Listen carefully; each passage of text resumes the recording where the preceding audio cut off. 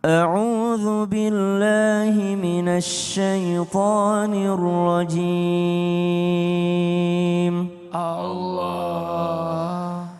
بسم الله الرحمن الرحيم. Allah. له معقبات من بين يديه ومن خلفه يحفظونه من أمر الله.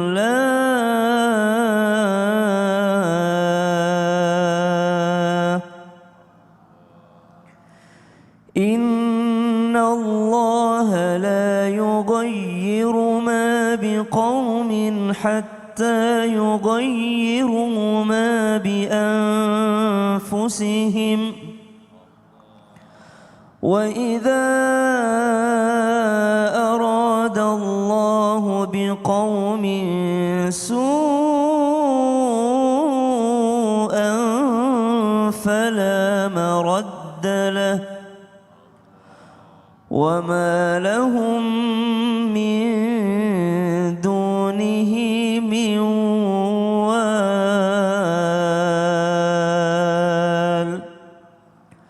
صدق الله العظيم. Aku berlindung kepada Allah dari godaan syaitan yang terkutuk dengan menyebut nama Allah yang Maha Pengasih lagi Maha Penyayang. Baginya manusia ada malaikat-malaikat yang selalu menjaganya bergiliran dari depan dan belakangnya. Mereka menjaganya atas perintah Allah. Sesungguhnya Allah tidak mengubah keadaan suatu kaum sebelum mereka mengubah keadaan diri mereka sendiri. Dan Allah menghendaki keburukan terhadap suatu kaum, maka tak ada yang dapat menolaknya dan tidak ada pelindung bagi mereka selain Dia. Maha benar Allah dengan segala firman-Nya, lagi Maha Agung. Allahumma arhamna bil Quran. Terima kasih banyak, jazakallah khair Mas Fadli, tabi guru kami Ustaz Maulana, Ustaz Asad, para alim ulama yang dimuliakan Allah Subhanahu wa taala, para jamaah. Selanjutnya pertanyaan tentang apakah doa orang tua bisa mengubah takdir sang anak sesuai dengan yang diharapkan orang tua? Bisa, insya Allah. Mana doa orang tua yang pertama biasanya yang dikasih kepada anak, Bu? Nama itu adalah doa. Dia pengen anaknya menjadi orang yang berakhlak mulia, maka dia kasih nama anaknya Muhammad. Dia pengen anaknya menjadi akhlak yang mulia, dia kasih nama anaknya Ahmad. Dia kasih nama anaknya Hamid, Mahmud, Hamud, Hummud, Hamad. Itu dia kasihkan nama anaknya yang berkaitan dengan namanya Nabi Muhammad sallallahu alaihi wasallam. Subhanallah. Kalau anaknya perempuan dikasih nama Aisyah, Khadijah, Fatimah. Hari ini hari lahirnya Ibunda Fatimah radhiyallahu anha warḍaha. Subhanallah. Maka dia kasih nama yang baik-baik. Kenapa? Nama adalah doa. Tidak ada orang Palembang kasih nama tokonya Sumber Rugi. Tidak ada. Dia kasih nama tokonya Sumber Untung, Sumber Rezeki. Kenapa? Nama itu adalah doa. Maka doa bisa mengubah takdir. Insya Allah takdir sang anak bukan hanya dengan doa dengan nama, tapi doa yang dia panjatkan setiap malam. Bapaknya cari nafkah yang halal, ibunya menangis di atas sajadahnya, sholat tahajud, sholat duha, doain anaknya. Itu baru kolaborasi yang hebat. Masya Allah, luar biasa. Makasih banyak Ustadz Syam. Tepuk tangan buat Ustadz Syam. Kita lanjut lagi buat jamaah Islam itu dan dirahmati Allah. Sebelum kita lanjut mendengarkan tausiah dari guru-guru kita lihat lagi sebuah video tayangan. Kali ini tentang hanya bisa menangis karena sudah tak sanggup berdoa. Coba kita lihat tayangannya. Ini dia. Ya ini Masya Allah Ustadz Asad ya, banyak kejadian juga terutama para wanita sih. Kadang laki-laki juga nangis juga pasti, tapi kalau lagi sepi. Kalau wanita kan kadang-kadang di mana tempat dia bisa nangis, dia nangis kadang-kadang gitu ya. Ketemu sama orang yang bisa dia curhat segala macam. Banyak orang yang kadang-kadang waduh berdoa ini kayaknya udah putus asa banget. Sampai akhirnya nggak bisa berdoa lagi atau nggak sanggup buat berdoa lagi cuma bisa nangis. Pertanyaannya, apakah tangisan itu juga bisa didengar sama Allah? Dan apakah juga tangisan itu bisa mengubah takdirnya Allah? Mau menjelasan? Silakan tepuk tangan buat Ustadz Asad. Jamaah Islam itu indah, Allah melarang kita untuk berputus asa dari rahmatnya. Qul ya ibadiyalladzina asrafu min anfusikum la taqnatu mir rahmatillah. Allah bilang kepada hamba-hamba yang telah melampaui batas, yang menzolimi diri mereka sendiri, la taqnatu mir rahmatillah. Jangan pernah berputus asa dari rahmat Allah, Bu. Ya, karena rahmat Allah ini sangat banyak sekali. Kita sehat hari ini tuh rahmat Allah bukan? Rahmat Allah. Banyak orang yang mungkin hari ini tidak diberikan nikmat sehat oleh Allah. Maka bersyukurlah. Dengan cara apa? Ibadah. Dan salah satunya adalah berdoa. Dari tadi kita selalu membahas bahwa doa itu sangat powerful. Doa bisa merubah takdir. Dan apakah tangisan kita didengarkan oleh Allah? Pasti. Jangankan tangisan, ibu bergumam di dalam hati aja Allah dengar. Ya.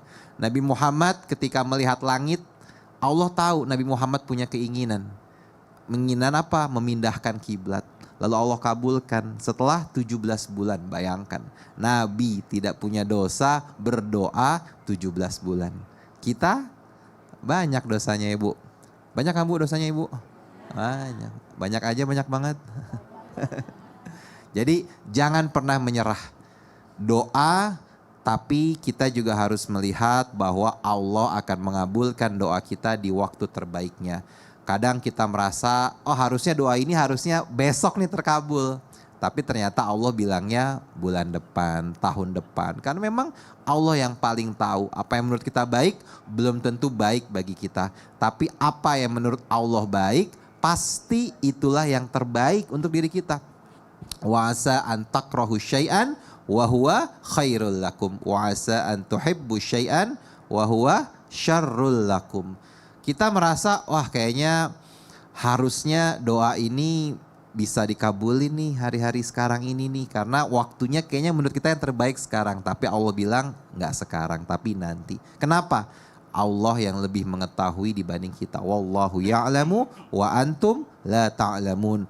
Lalu bagaimana kalau kita sudah sampai putus asa, rasanya udah gak mau hidup lagi gitu kali Bu ya. Karena masalah itu banyak. Semua orang punya masalah Bu. Semua orang punya masalah, jangankan ibu, dari zaman dulu pun ibu-ibu yang terdahulu punya masalah. Siapa yang diuji oleh suaminya Bu? Siti Asiyah. Siapa nama suaminya ibu? Fir'aun. Ada Fir'aun di rumah ibu? Ada. Dulu ada.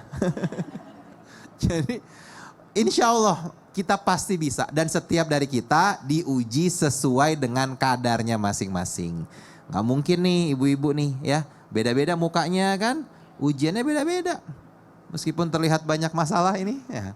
Tapi insya Allah setiap masalah pasti ada jalan keluarnya. Karena memang hidup itu perpindahan dari satu masalah ke masalah lainnya. Sampai kita akan menemui masalah yang tidak ada obatnya, tidak ada solusinya. Yaitu kematian. Kullu nafsin dha'iqatul maut. Masya Allah, makasih banyak Ustadz Asad. Tepuk tangan buat Ustadz Asad. Kita lanjut lagi buat jamaah Islamiddin dan dirahmati Allah. Waktunya kita kasih kesempatan lagi jamaah buat bertanya. Tapi sebelumnya kita kembali dulu ke segmen Tanya Dong Ustadz. Kami semua tanya dong Ustadz.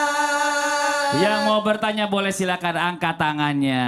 Masya Allah. Yang mana? Yang sebelah sini ibunya boleh. Ibu izin boleh maju ke depan. Maaf. Silakan ibu ke sebelah sini. Silakan perkenalkan namanya ya. Assalamualaikum warahmatullahi wabarakatuh. Waalaikumsalam warahmatullahi wabarakatuh. Perkenalkan, nama saya Enda Supraba dari Majelis Taklim BKMT Permata Sembawa Mulia, Kabupaten Banyuasin, Sumatera Selatan. Tepuk tangan dong, Masya Allah. Ibu mau nanya sama siapa, Ibu? Saya mau tanya sama Ustadz Maulana. Wih. Ibu saya di sini, ngapain ibu muter-muter begini? Gesit. Bapak jalan-jalan soalnya. Bapak jalan-jalan. Iya. Ya. Ustadz. Bu, ya sendalnya bagus. Mau dibeliin juga. Iya, silakan Bu. Pak Ustadz, saya mau tanya ini. Kan kalau anak kecil disuruh berdoa itu, ya dia taunya berdoa saja, tanpa tahu apa itu arti isi doanya itu. Nah, kalau kita arahkan misalnya suruh berdoa, ya Allah sehatkan adik, atau ya Allah jadikanlah adik orang yang pintar. Apakah doa-doa mereka itu bisa menuntun takdirnya di masa depan? Demikian Pak Ustadz, terima kasih. Wassalamualaikum warahmatullahi wabarakatuh. Waalaikumsalam warahmatullahi wabarakatuh. Mana tepuk tangannya sekali lagi. Makasih banyak Ibu. Boleh kembali ke tempatnya. Silakan dijawab Ustadz Maulana. Mohon maaf ya. Kepada semua orang tua dimanapun berada. Ajarkan 5 doa terhadap anak. Doa sebelum tidur. Doa bangun tidur. Doa sebelum makan. Doa sesudah makan. Dan doa keluar rumah. 5 doa ini wajib diajarkan kepada anak. Karena ini membentuk karakter anak. Mengarahkan anak untuk menemui takdir yang baik untuknya. Mendekatkan diri anak itu terhadap Tuhan. Memperkenalkan anak akan Allah Subhanahu wa taala. Dengan 5 doa tadi, sebelum tidur, penyerahan, bangun tidur, bersyukur akan kehidupan. Kemudian sebelum makan, supaya minta izin. Jangan ngambil apa-apa sebelum izin. Itu kan karakter luar biasa loh itu. Sesudah makan pandai berterima kasih. Kemudian doa keluar rumah, bertawakal kepada Allah. Jadi pembelajaran mengajarkan anak untuk berdoa itu bagus.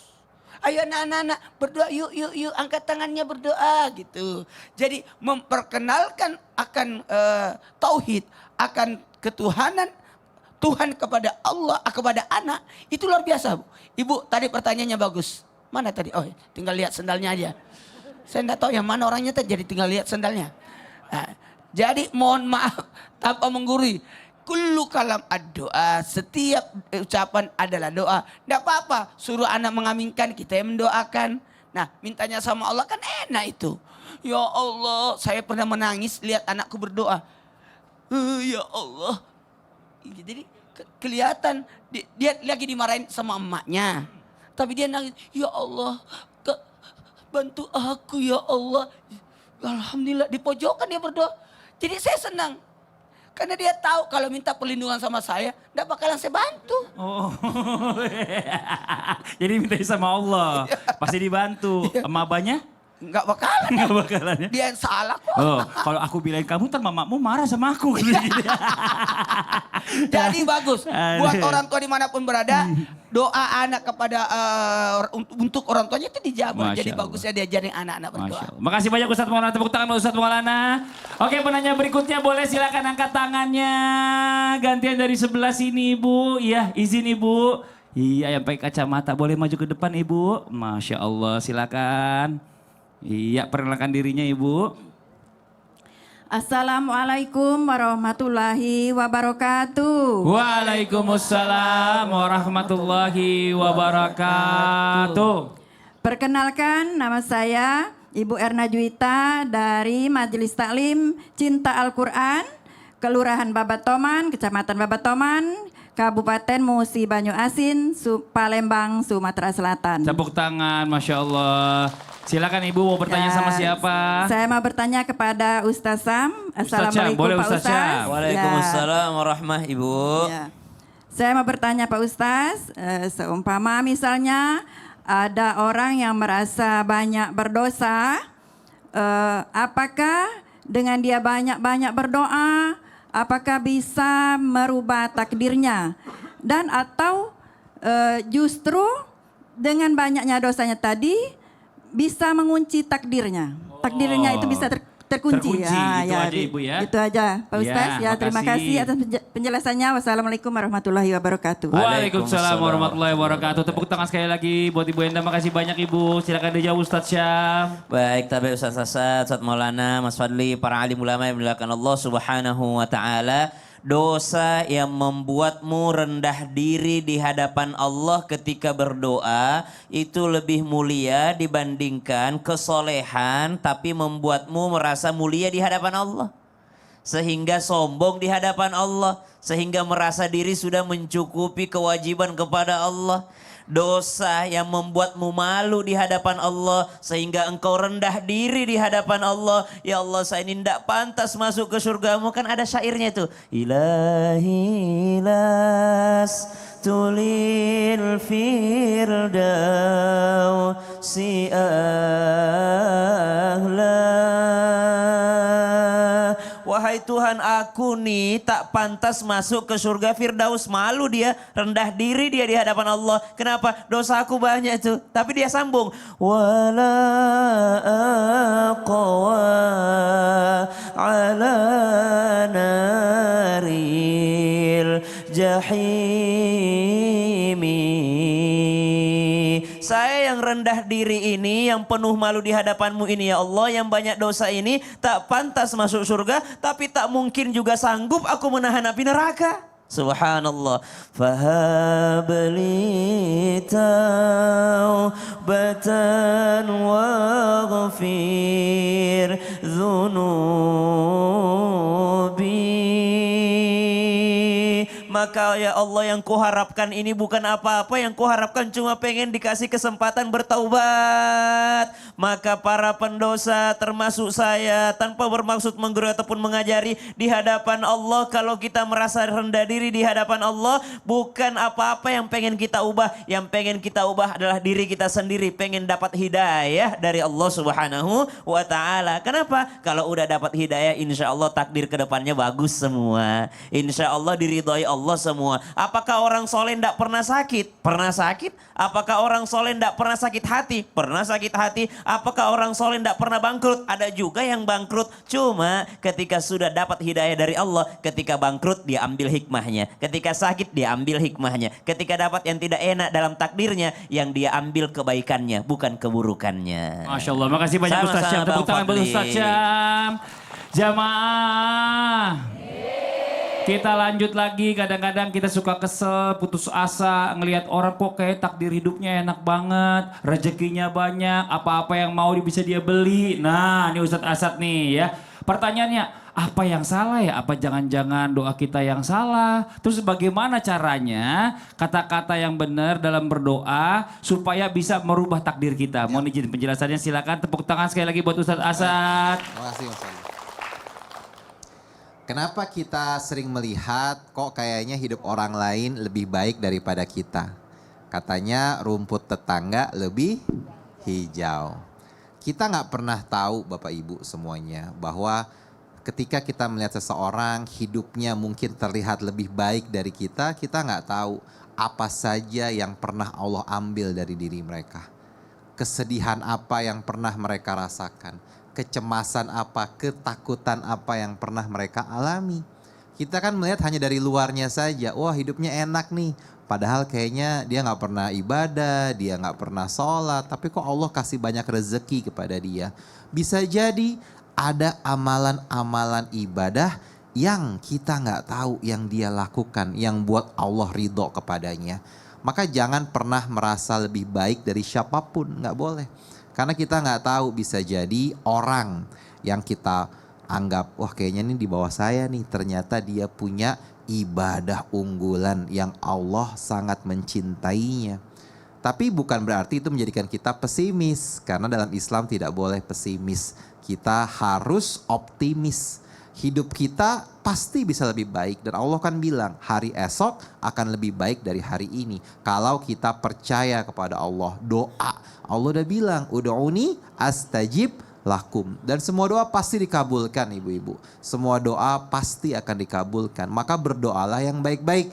Karena kita nggak tahu nanti bisa jadi kalau doa kita baik ternyata doa itu menembus ke langit ketujuh dan Allah kabulkan. Dan jangan lupa doain orang lain. Kalau kita mau sukses, doain orang lain sukses. Kalau kita mau bahagia, doain orang lain bahagia. Karena kata Nabi SAW, ketika kamu mendoakan untuk saudaramu tanpa diketahui oleh saudaramu itu, maka di atasmu ada malaikat yang mengatakan untukmu hal yang sama, untukmu hal yang sama. Jadi nggak ada doa yang salah, tapi doa itu selalu akan membawa kebaikan dan doa pasti akan dikabulkan. Yakin nggak Bu doa dikabulkan? Yakin, pasti dikabulkan. Tapi memang cara Allah mengabulkan doa ada 3. Yang pertama langsung dikabulkan, yang kedua ditunda waktunya, dan yang ketiga akan digantikan dengan yang lebih baik atau kita akan diselamatkan dari musibah yang nilainya setara dengan doa yang kita panjatkan. Masya Allah, makasih banyak Ustadz Asad. Tepuk tangan buat Ustadz Asad. Oke, nanti kita akan kasih kesempatan jamaah buat curhat, tapi sekarang saatnya kita mendengarkan terlebih dahulu lagu Indonesia. Tapi sebelumnya kita masuk dulu ke segmen Curhat Dong Ustadz. Iya, kami curhat. Yang mau curhat boleh silakan angkat tangannya. Biar Ustadz Maulana yang pilih. Iya, Ustadz Maulana yang pilih yang mana maunya. Ayo, yang mau curhat. Wow. Sana aku lihat. Coba lihat dulu sebelah sini sekarang. Ini, mana mic-nya dong? Ini. Boleh. Ibu ya, siap-siap ya. Curhatkan. Ini aja. PHP terus. Boleh turun Ibu, izin. Iya. Iya, Masya Allah. Ibu sini Bu, silakan di sebelahnya Ustadz boleh, di tengah-tengah boleh. Iya, silakan. Apa kenapa? Jadi kakinya cuma 2. Enggak, itu kaos kakinya. Kaos kakinya, silakan Bu perkenalkan dirinya. Assalamualaikum warahmatullahi wabarakatuh. Waalaikumsalam warahmatullahi wabarakatuh. Perkenalkan nama saya Ermila Johan dari Masjid Taklim. Ermi Johan. Erma ini. Erma, itu Iya. yang... Ini kakaknya, adenya. Masjid Iya. Taklim BKMT Permata. Terus Bu, ngomong Bu. BKMT. Makanya di dekat. Makanya di deketin lagi. BKMT Permata Sumbawa. Ya, Oke. malu dia. Sumatera Selatan. Tepuk tangan dong buat Ibu Erma. Ibu Erma ya, betul ya? Mau curhat apa Ibu? Bismillahirrahmanirrahim. Curhat dong Ustadz. Boleh Ibu. Di dalam kehidupan sehari-hari kita kan tidak lepas dari hutang nih Pak Ustadz. Yang mau saya tanyakan, saudara saya itu berhutang kepada saya Ya. untuk pengobatan. Oke. Karena dia lagi sakit kan. Setelah dia sembuh dari sakitnya, hutang tersebut belum dibayar atau tidak dibayar Pak Ustadz. Oh. Kalau melihat keadaannya sekarang, ya lumayan Pak Ustadz. Sudah lumayan. Sudah lumayan nilainya Ya. jadinya ya. Kalau misalnya mau bayar hutang itu sudah lebih. Ya. Tapi tidak dibayar sampai sekarang. Nah, Ibu udah nagih belum? sudah Pak Ustadz. Udah nagih. Dan dia ada niat mau sudah. bayar nggak? Kalau dia bilang nggak punya uang Pak Ustadz. Nggak punya Tapi uang. istrinya pakai Pakai apa Bu? Ini Bu. Pakai ini. ah, Oh, pakai cincin iya. maksudnya. Dia mau kasih lihat cincinnya pakai ini. Oh, pakai pakai cincin. emas, Pak Ur. Oh, pakai emas. Iya, Ini emas Bu. kalau mau Ini emas. shopping. Oh, ya terus. Yang mau saya tanyakan, seberapa pentingnya hutang itu harus dibayar di Nah. dalam agama Islam? Nah, ini saudara ibu lagi nonton nih. Coba kita minta dari Ustadz Asad dulu jawab nih. Nasinya Seberapa di Trans pentingnya? Seberapa pentingnya utang itu harus dibayar? Ustadz Asad silakan Mohon dijawab. penjelasannya, Iya. terima kasih. Iya, Baik, terima Ibu. kasih Ibu. Satu, hutang tentu itu wajib dibayar. Hukumnya ya, hukumnya wajib dibayar. dibayarkan. Nah, memang pertanyaannya kan saat Ibu memberikan hutang, pasti kan ada rasa mungkin kasihan, rasa mungkin iba, tapi ternyata apa yang Ibu berikan, kebaikan itu tidak berbalas juga dengan kebaikan. Tapi jangan khawatir karena kata Nabi, kalau ada orang berhutang nih, kemudian sudah sampai jatuh tempo, berarti kan sudah jatuh tempo ya, harusnya dibayar. Belum dibayar juga sama orang itu. Maka setiap hari Ibu seperti bersedekah Dapat pahala, senilai Ibu. hutang itu. Gitu. Memang meskipun pasti sakit. Sakitnya di mana? Sini. Mana sakitnya Bu? Di sini. Ya benar. Hati Karena maksudnya. hatinya karena pasti sakit hati apalagi melihat oh hidupnya kayaknya udah baik-baik aja kok dia nggak bayar hutangnya. Nah mungkin ini adalah ujian untuk ibu. Karena kan setiap orang pasti akan diuji. Ada yang diuji sakit, ada yang diuji oleh keuangan, oleh hutang. Dan insya Allah kalau ibu ikhlas, Allah akan ganti uang yang ibu pinjamkan Amin. kepada orang itu. Allah ganti dan ibu tetap dapat pahala setiap hari bersedekah. Amin. Sakit Pak Ustadznya. Walaupun sakit. Iya. Coba ditambah Ustadz Maulana silakan. Kepada semua orang pemberi utang. Kalau tadi Ustaz Asad membahas tentang sisi yang berutang. Kalau saya dari sisi pemberi utang. Kepada para pemberi utang, berilah utang uang kelebihan dari uang kita. Jangan uang pokok kita. Supaya tidak mempengaruhi perekonomian rumah tangga. Ya Bu ya? Bu? Bu? Dan kasih jalan keluar. Mau dicicil, mau langsung dan dicatat. Ya Bu ya? Ini ibu sudah nagih. Lewat Islam itu indah. Satu Indonesia nonton. Tapi kan ibu nggak nyebutin nama siapa Nggak yang nyebutin ngutang. namanya. Memang namanya siapa? Jangan. Jadi dengan cara ini, jadi seberapa, pertanyaan ibu, seberapa pentingkah pembayaran utang itu? Penting banget. Karena sampai Nabi tidak mau mensalati orang yang berutang. Sampai ada yang menjamin untuk membayarkan. Dan orang yang berutang sampai lunasnya utangnya terikat dalam kuburan. Terikat sampai lunasnya utangnya. Dan tidak akan bisa lunas utangnya sebelum dibayarkan atau diikhlaskan. Itu. Oke, jadi gitu Dan ibu ya. yang paling parahnya kalau dia tidak bayar utang, pahala sholatnya, pahala hajinya, pahala puasanya, ibu yang ngambil.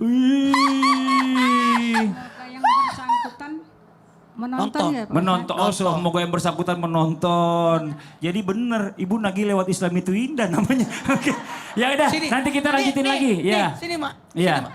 Ajak, Sini. ajak. Sini, Mak. Iya, kenapa Ayo. Ustaz? Ayo. Ayo. Ngapa? Ayo. Ayo, Ayo. Utang. bayar Baik. utang. Ya, nanti kita lanjut lagi ya pembahasannya buat yang di rumah jangan kemana-mana. Tetap di Islam itu indah, jamaah. Oh jamaah, alhamdulillah.